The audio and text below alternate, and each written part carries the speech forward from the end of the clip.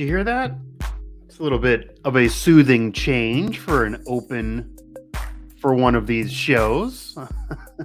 Normally I give you the rock, but just I found this and felt like, hey, why not switch it up? Hope you can hear this, but after you let it simmer, this is another episode of Mic Drop, but a Mountaineer live chat edition of the show. Of course, I'm Mike Asti, so I am welcoming all of you members of Mountaineer Nation. Obviously, we're going to stick to WVU sports here, whether it be football, basketball, or really anything you want to discuss. If you want to discuss the rifle team, I'll try to talk about it here on this program.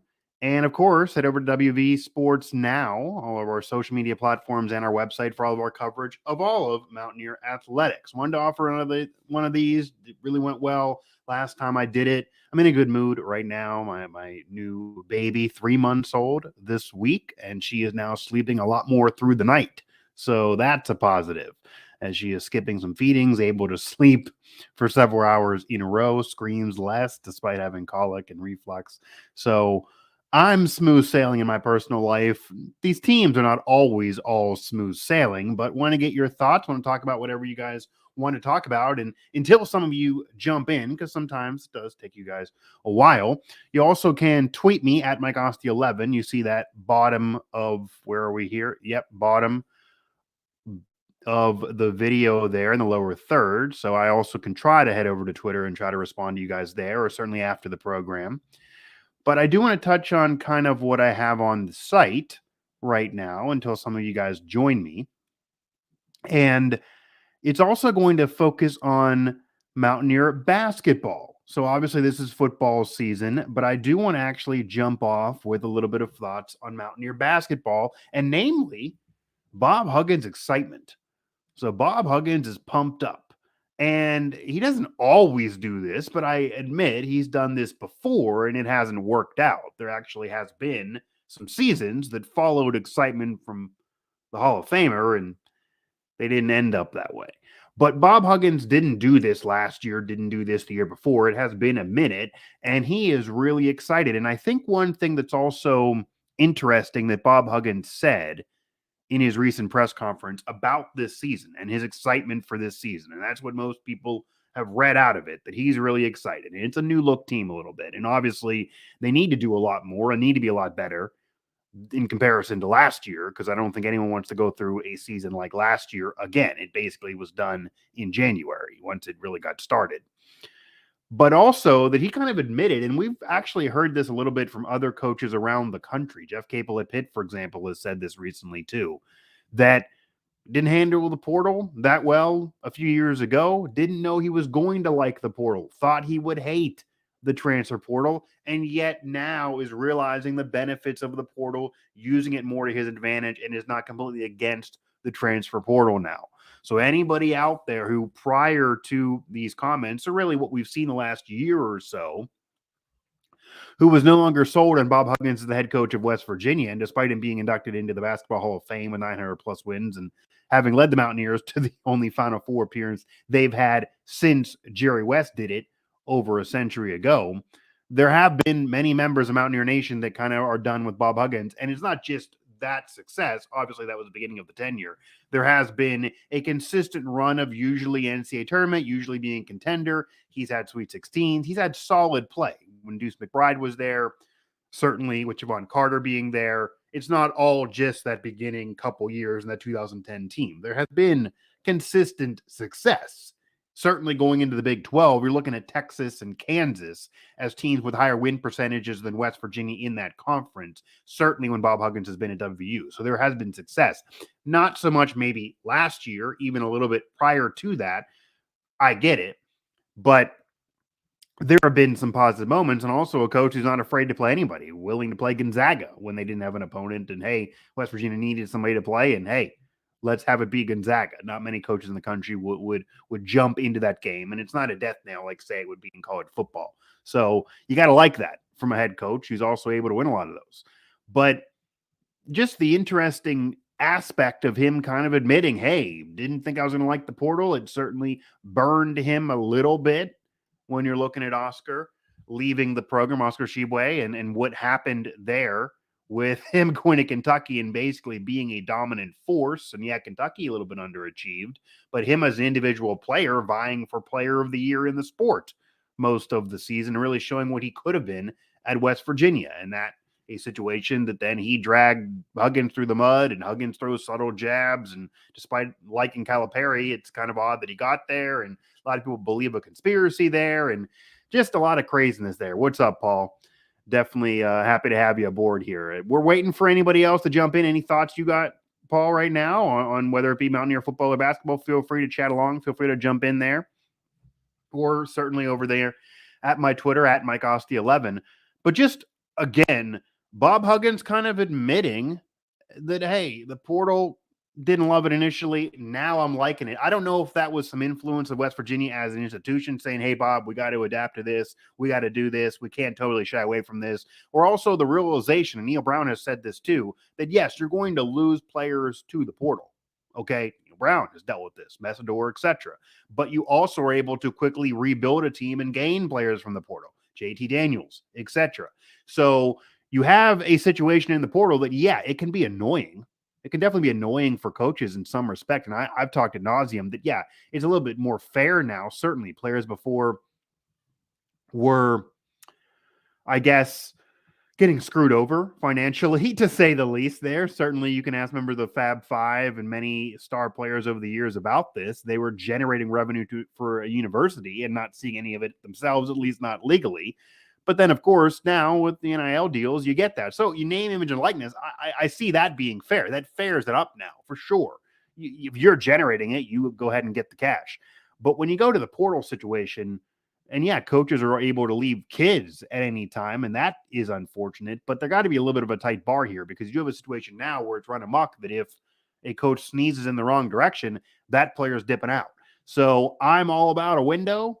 Certainly for football, it makes sense of having a window right after bowl season, closing it up again, and then doing it again, maybe right before camp, maybe after camp again, because obviously if you lose a starting job, it's legitimate that you may want to leave. That's fine. But doing the thing where just any moment's notice, you can bounce players leaving and choosing to enter portals in the middle of seasons, not going to work in different sports. That's just a problem. So tightening it up a bit makes sense. But Huggins realizing, hey, there can be a benefit here despite having a player bounce. Yeah, thanks, Paul. Feel free to share this with anybody. And I don't know how long I'm going to do this, so feel free to have anybody jump in here. If this chat doesn't work out, then it'll basically be an episode of Mic Drop with a lot of my hot takes that certainly I enjoy, if nobody else does. But yeah, I wanted to get one of these, certainly with the weekend in front of us, and just had some time here. A lot of coverage has been behind me. A lot of busyness is behind me with some news. Obviously, games ahead here, especially with basketball season really revving up. So I wanted to, offer one of these again. It's been a couple weeks, and that last one did go really, really well. Sometimes it takes a while to get going as well. I do see a lot more of you watching this, not all chatting along. But Paul, since I do see you here, do you think Bob is bullish on this year's team? Well, I don't think he's lying. I don't think he would just sell a bill of goods. I mean, Bob Huggins basically said that he's excited about this year's team. So, yeah, I think he is happy about this year's team. I think there is some excitement from Bob Huggins about this year's team. Maybe he's in a good mood a little bit. He finally got inducted into the Hall of Fame. He's, able to be around his contemporaries and get a lot of respect for his legacy and career. So maybe he's not dealing with the angst of getting snubbed for a couple years or whatever the case may have been. He's maybe in a good mood, so maybe that's rubbing off. Maybe these players are catching him at a good time, but he doesn't say this every year. So I don't think Bob Huggins would just go out there and, just say whatever and just make something up to kind of get his team excited or pump them up. He does usually have the attitude that if you're not already excited by being a Mountaineer and playing high level college basketball in a major conference under a Hall of Famer, then what are you doing? He shouldn't have to excite you. So he's talked about that in recent years too, that, hey, we're going to shake things up a little here. Maybe if you're not a fit for this, maybe, you wouldn't be here that much longer. So I think he really is big on that situation. I think this team will be better though, but not a lot of people do. And when you say better, what does that really mean? Because the national predictions are pretty rough for West Virginia and where they're going to finish in the Big 12. Doesn't look like many think they're sniffing an NCAA tournament once again. So maybe he's trying to pump up his team. Maybe he's trying to motivate them. Maybe a lot of this is nobody believes in you.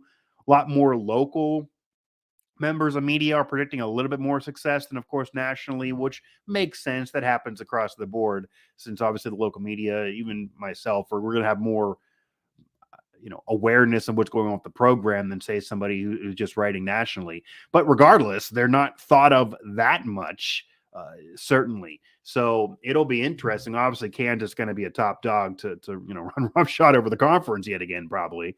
But Bob Huggins is pumped up. So we'll see what that means. Anything on football? Again, Mike Asti here at Mike Asti 11. You see the Twitter handle there below me. This is a Mountaineer live chat here, of course, for WV Sports Now and our Sports Now family of networks. Football, basketball, whatever you want. Basketball is on the horizon. It is fast approaching, of course, knee deep in football season. A lot of football coverage still there on the outlet if you do go to the website, but there are now some basketball stories that are matriculating, of course, with basketball season coming up, and that's men's or women's. If you want to bring that up too, women's obviously starting a new era with Coach Don P. I'm not going to do the pronunciation right now. But football team obviously has a lot of important games ahead here. And I don't even mean just the one immediately coming up. They're trying to snap the losing streak to Texas Tech, but 3-3 team, you can give me glass half full of the fact that the offense has been one of the better offenses in the country. I actually wrote a story that's not yet up there, but you could argue top 10 in the country. Certainly some analytic numbers say that. So maybe they're even underrated nationally. That's how good the offense has been. 51% of their drives go 50 yards or more. How about that? And that's whether points are on the board or not. So, yeah, the offense is having a great season, way better than it's been in the past few years. Whether there's more yards or not, there's more points on the board now, and there's more effective drives on a regular basis. Very diversified and balanced offense attack with JT Daniels, and also, of course, what's going on with Tony Mathis and CJ Donaldson, who kind of has been out of nowhere and kind of emerged at the scene and now appears a little bit more healthy out of the concussion protocol. But the defense has let this team down. I mean, glass half full can be that, okay, the defense really collapsed and really, really sucked in 2 of the 3 losses. They gave pass rush to Pitt, so you can't blame them there. But obviously horrible against Kansas in an overtime game at night. Obviously horrible. And certainly in the first half, the game was over then, even if not 40 points were scored. It was a really bad day for the defense overall against the Longhorns in Austin. So if the defense was a little passable and a little better in those 2 games, would they have won those 2 games? The offense wasn't good against Texas. That was the only game this year the offense hasn't been great in. Certainly good enough against Kansas, though. It really was the defense that let them down there. And they have won 3 out of 4, the Neil Brown likes to say. That's again, painting with a positive brush there. But negatively speaking, it's 3-3. You have the one conference win. You are what you are. You can't really change that. You have tough games ahead. Again, this is year 4 for Neil Brown. This is not year 1.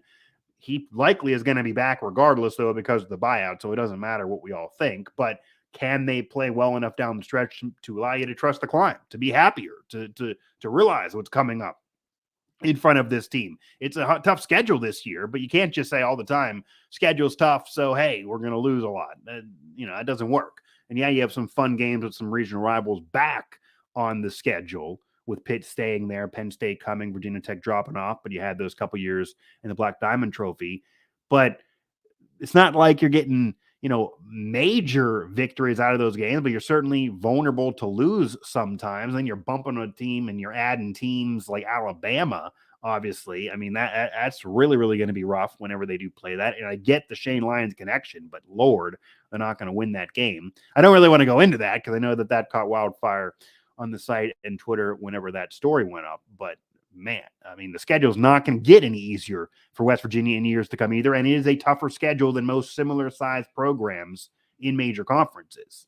I mean, Maryland's not doing this out of conference. Even Penn State's not doing this out of conference. Michigan's not doing this out of conference. And that's an elite program. Not everyone's doing this out of conference. West Virginia is, and they're usually taking L's when they do it. So taking an L to an elite program that's better than you, is that really a benefit, or do you need to get some more wins because you already have ranked teams in conference? And you still kind of will, even with Texas and Oklahoma eventually leaving the conference when some others come aboard, media right deals. Maybe there's more comfortability of the Big 12 now than everybody wanting out of it and going to the ACC than it would even have been 6 months ago. I know I wanted this team to get the hell out of there at that point. Didn't think it was viable, but that was the benefit for the program. That would have been better if they could have got the ACC. And I think they're more viable now than they would have been 10 years ago. But maybe the Big 12 is okay right now, likely where this program is going to be regardless. Let me go back to the chat there. Okay.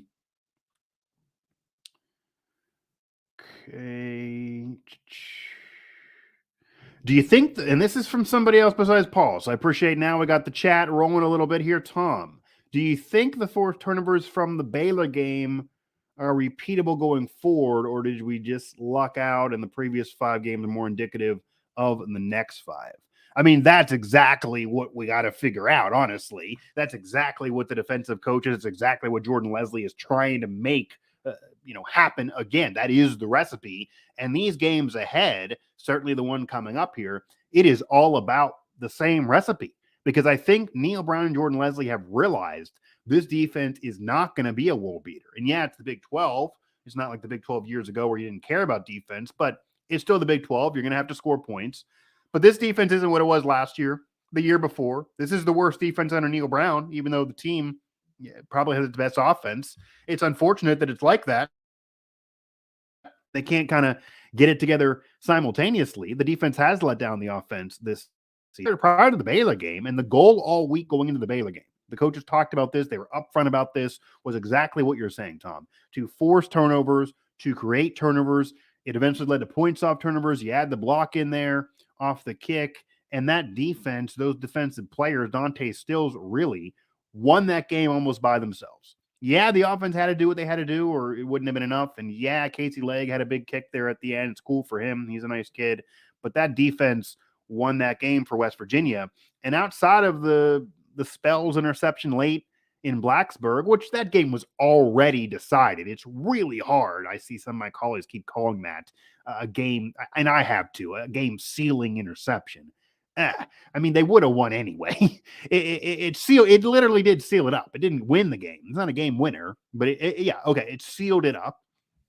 But if you look at the end of the Kansas game, and JT Daniels has been great this year, by the way. I think a lot of them, as an intelligent mind, as a future pro player, as a coach, if that doesn't work out, gonna be something in football for sure. But the end of the Kansas game, the end of the backyard brawl, their interceptions, they lead to the losses. They seal up the losses, if nothing else. So the turnover margin wasn't good for West Virginia going into Baylor, and that totally flipped the script, obviously, in that Baylor game. I think they're going to be better turnover-wise. They're focusing in on it more. They're kind of more relaxed. They're just playing with their hair on fire, for a cliche, and finding the ball.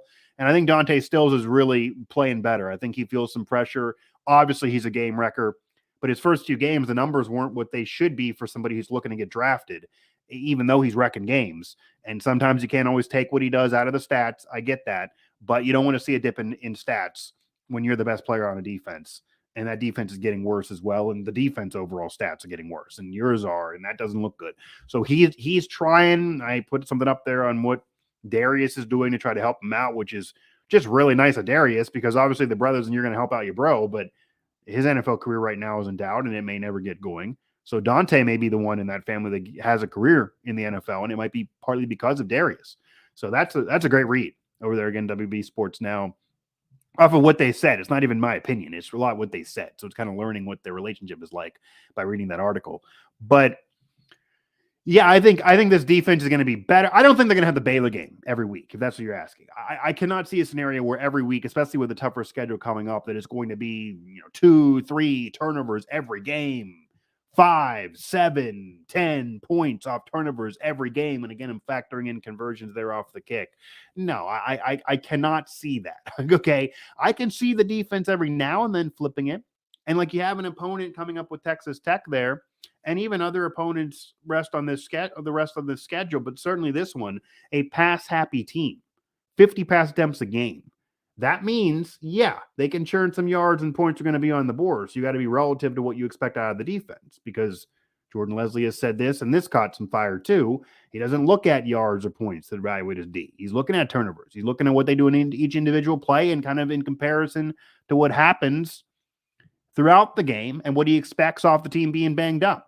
So people were mad about that because, yeah, the yards are still being allowed, even though they finally forced some turnovers and takeaways.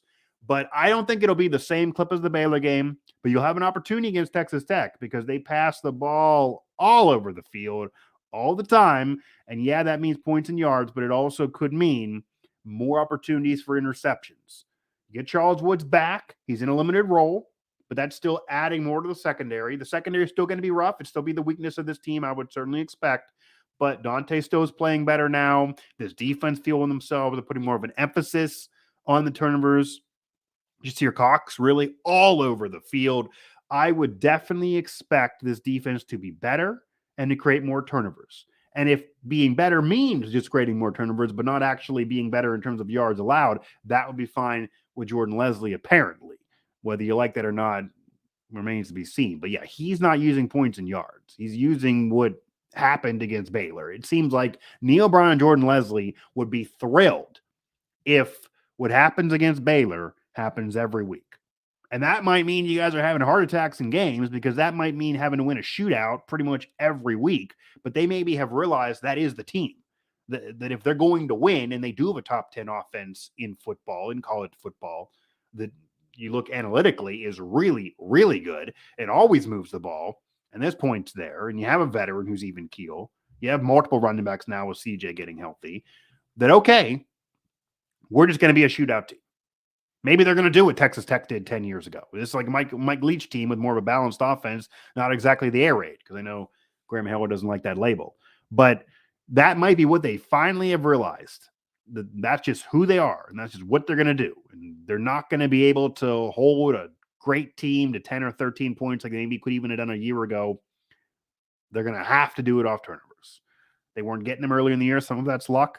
They got some luck against Baylor. I expect better from the defense. I still think a lot of yards are going to be allowed, though, and fans are going to be annoyed. But the turnovers maybe will help them. How much of a pitch count is Charles Woods on? Well, I'm not going to lie and say I know an exact amount of plays or minutes or anything like that he's on. Limited role is what's been said. So I don't know exactly what that's going to mean. I would in no way expect this man to immediately get in there and dominate and take over a game and be what he was right away. I'll be honest, I'm surprised we're seeing him with enough games left in the season that there could be several that he'll play and it actually could have an impact. And I hope this isn't a man who's hurting his personal career because he's a vet, had his sights on beyond college football for this freaking season, in which this team is 3-3. I mean, where is this season going? It's not like they're going to win the Big 12 here. It's not like you're looking at New Year's 6. You're certainly not looking at the playoff. You're looking to get in a respectable bowl game and certainly get into a bowl game. They haven't secured that by any means. You need 3 more wins to get even in one. So rushing somebody back, I would not have done. And I'm not saying they did. I'm not saying they're rushing him back, but we kept hearing the injury was serious. He had surgery. Okay. It's not been literally said by Neil Brown, but he had surgery. So anybody having surgery of any kind, you're going to need some time. It's not been that long since the surgery. What was that? 2 weeks ago? 2-3 weeks ago at the most? So he had surgery.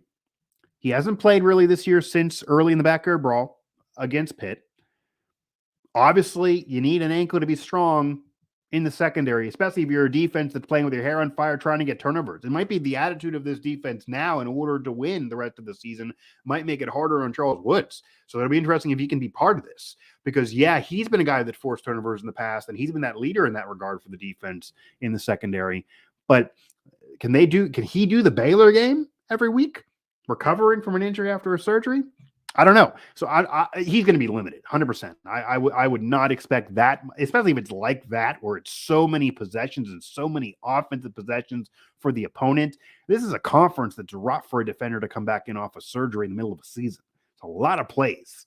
So I wouldn't be shocked if, I don't know, you see him on 10, something like that. I mean, if a team's trying to put up, double that in possessions, it depends. I mean, I'm gonna at least look at 5 possessions probably for these teams per quarter at minimum. So is he playing half for a game? Is he even doing that? I don't know. I would have thought he was more than this game away, and I guess it could change a game time, but the expectation is he'll be there in a limited role. I would have thought it was going to take a little bit longer, but Neil Brown did say a week or so ago that it might have been 2 weeks away. It's probably 2 weeks away, so that's where we are. And he was really shy to offer much analysis on Charles Woods right after the injury. And that might have been gamesmanship with opponents, but they never have forthcomingly said surgery out this time until recently with a timetable, and we just all know there was a surgery.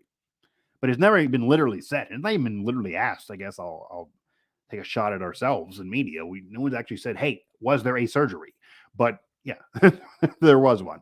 Again, here at WVU Sports Now, go over to our site for all of our coverage there, football, basketball, anything else. A lot more going on with Mountaineer Athletics as well. At WVU Sports Now on Twitter, at WVU Sports Now on Facebook. And boy, does that Facebook page churn. Gotta love the comments there. They sometimes get wild, but they certainly help us out. So a lot of action over there on the Facebook page. If you want to join in the madness that is the comments on the Facebook page. Xavier Worthy doesn't do what he did if Woods is playing. Yeah, I thought we would hold off and get his games under 4 to possibly redshirt. Are we talking about? I'm not sure where that connects to. But in terms of Xavier Worthy, I'll go there. Yeah, that's probably true. And I actually did an article on that as well. There's actually what would the season be like? Kind of if Charles Woods was healthy all year, kind of what it would have been like. And going through each game, and the Texas game is that one game. There's 2 games really, and it's 2 of the 3 losses. Kansas and Texas. If you had Charles Woods at his best, healthy, so it's a hypothetical. I'm not talking about 60% of Charles Woods. If you had him at his best healthy, then I don't think Xavier Worthy takes over a first half with 3 touchdowns, including throwing a ball. No, yeah, I do think he's contained. I do think they have to worry about Charles Woods a lot more. I do think they scheme it differently. I think he would take him out. Not to say he wouldn't be able to play well. I don't think Charles Woods, we're not talking about Deion Sanders here. Charles Woods is a great player, but I don't think Xavier Worthy would all of a sudden done nothing. But yeah, he put up 21 points. He won by himself. West Virginia only scored 20. So I don't think Xavier Worthy would have had a type of game like what you're saying, Paul, in which he basically by himself won the game in the first half with his immense athleticism. And he's really, really good. But have you seen any other game where he's taken over that much? I mean, God, he's a Biletnikoff winner off of that game. So it's not like there's any other examples of him by himself single-handedly dominating and winning a half, let alone a game. But he did do it against West Virginia. So you tip your cap. I don't think that would have happened with Charles Woods there. I also think the Kansas game might have been a little different. And yeah, Jalen Daniels, who's now hurt but was healthy there, obviously, RPOs are something West Virginia could not handle. I'm not saying necessarily Charles Woods would have been the guy to stop the RPOs, but it would have made it more of a one-dimensional Kansas offense. I think Kansas would have been forced to do a lot more of the running of Jalen Daniels with those RPOs, make it look a lot more like a spread, like the old Pat White type of offense, where he's having to scramble out and making that quick RPO decision, where a lot more of the time it would have been to run, because he might have been a little bit weary of what's going on over there with Charles Woods. And he didn't throw for 300-plus yards. He threw for 200-some. But if you minimize that offensive production through the air from him, as he still usually gives you a lot on the ground, maybe the 90 yards on the ground or 85 would have become 120, 130, and you have less through the air. Maybe it would have been similar yards production. I think it would have been different, though. But I do think those 2 games, Charles Woods would have changed the dynamic of those games. I'll say that. I don't know if West Virginia might have still lost them both. I mean, obviously the Texas game, they just weren't in it at all, even offensively. That was their bad day offensively. So if the offense played like that, they probably would have still lost. I don't know if it would have been like it was. Xavier Worthy wouldn't have done it on his own. And then you go to the Kansas game. Kansas could have kept scoring if they would have played 9 overtimes. I mean, their offense was clicking. So I don't think that would have been the case if you had Charles Woods there. Before the season, I said it. It's true. Others said it. It's true. We're seeing it. 3 players West Virginia could not afford to lose entering this season, 2022, if they really wanted to make it a special year or do what some people were saying of 8+ wins, which I didn't buy. But if they were going to do that, they could not afford to lose Dante Stills for a significant period of time, JT Daniels for a significant period of time, and then the other one was Charles Woods. They've lost Charles Woods basically the whole season outside of the beginning of the backyard brawl. We'll see what he does down the rest of the season, down the stretch here, but he's not going to be 100%. He's coming in a limited role. I am concerned about his future and if he really should even be out there. Dante Stills has been playing. JT Daniels has been playing. They're both impacting games. They're having solid years. JT Daniels is having a great year. Dante Stills is really picking it up now to cap off his career. So they're doing what they got to do. They're doing their part. They're wrecking games. You can point to a game that Dante Stills basically has won for West Virginia now in Baylor that didn't exist prior by himself. So Charles Wood doesn't have that, and he doesn't have that because he's been hurt. But he's a big hit.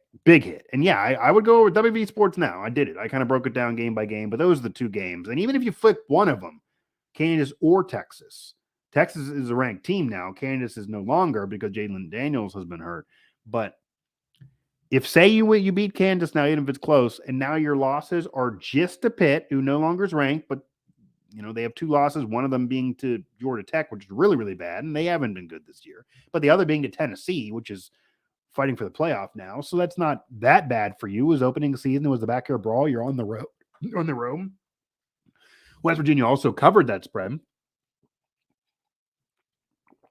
And after that game, even Pitt people were saying that West Virginia looked good, better than they thought, and they were getting a lot of praise.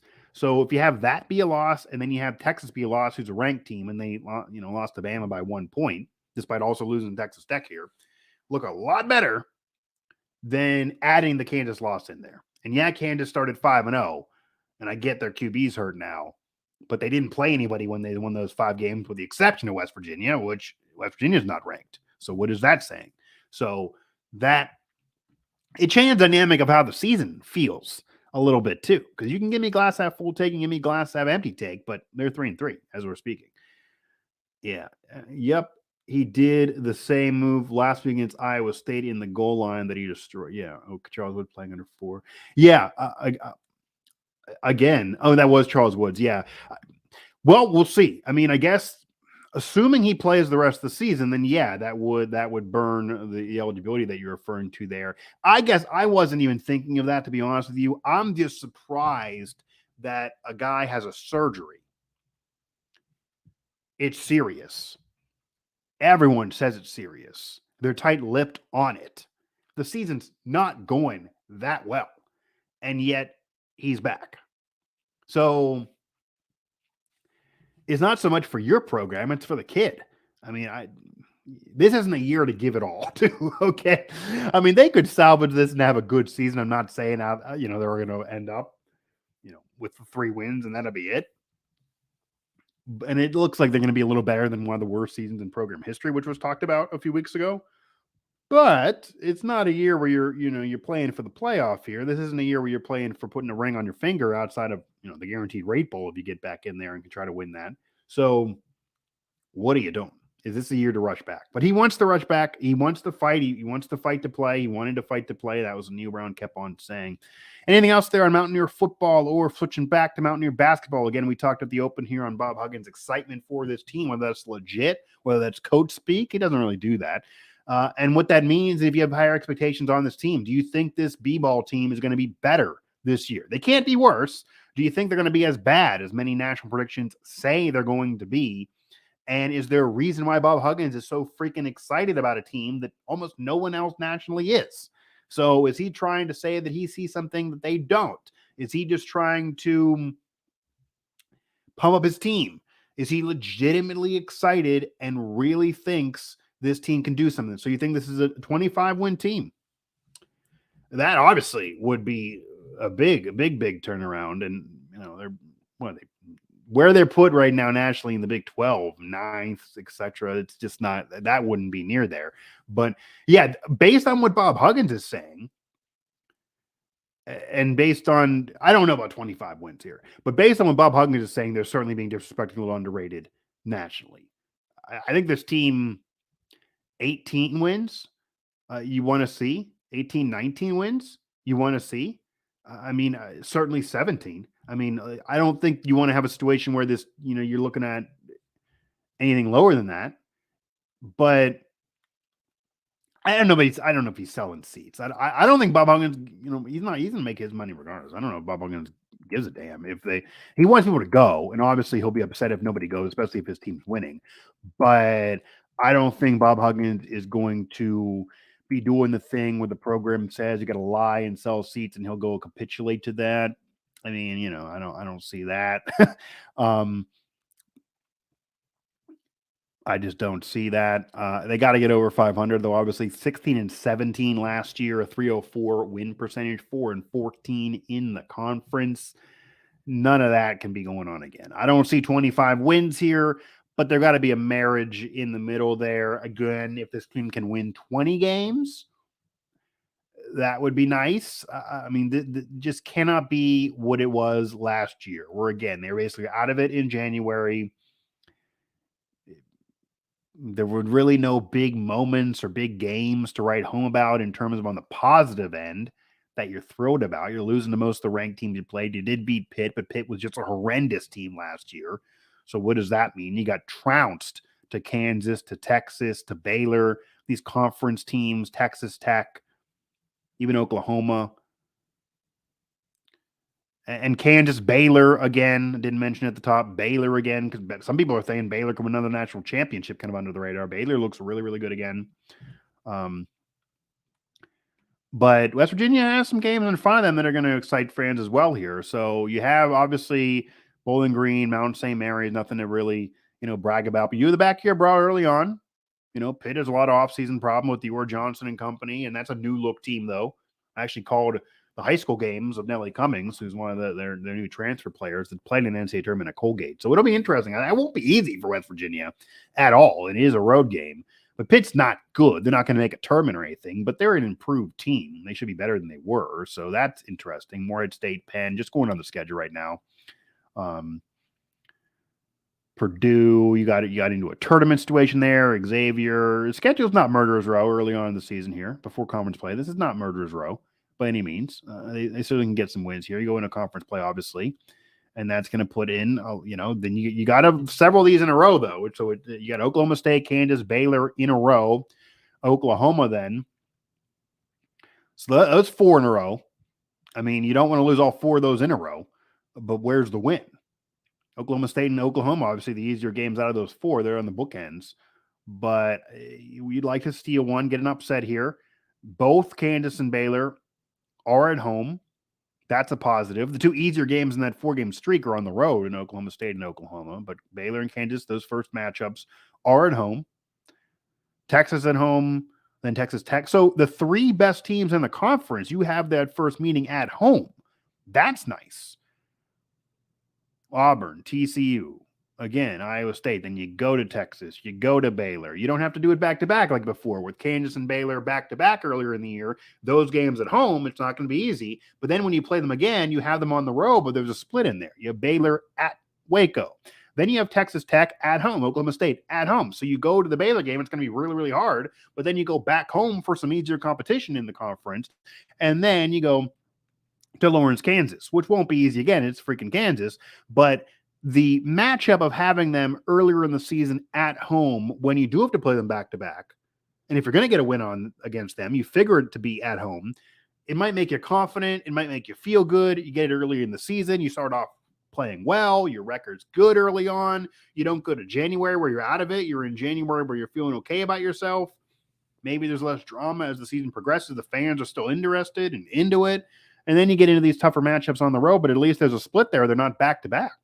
So that's a nice thing of the schedule there. And then, of course, that rounds it out. And those games on the road against those elite competition in the Big 12 are way at the end of the season. So they do play them at home first, which is nice for West Virginia for sure.